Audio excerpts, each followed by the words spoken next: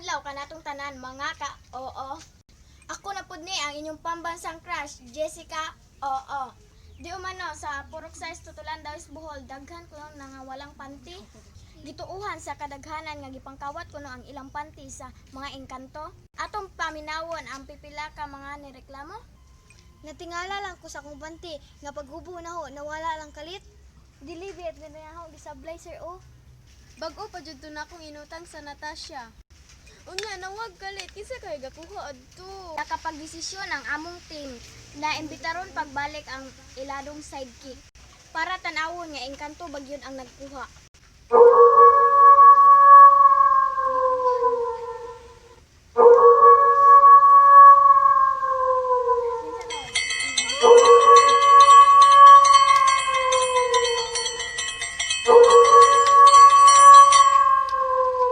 Kung muliyok ang luwag, buot pa sa buot na engkanto.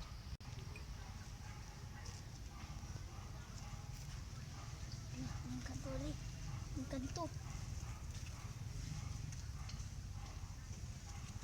Ani, nakuligi bati nga na engkanto ani.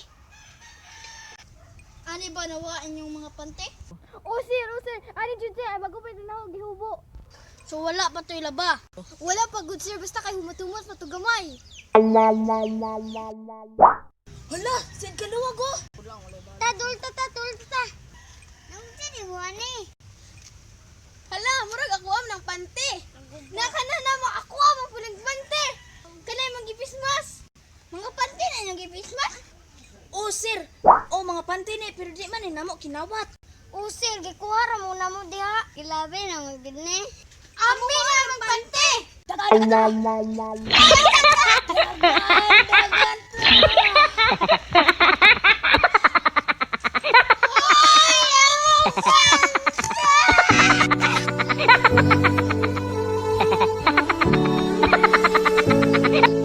So wala man day gipangkuha sa mga engkanto, gikuha ra man di sa mga tao para himuong face mask.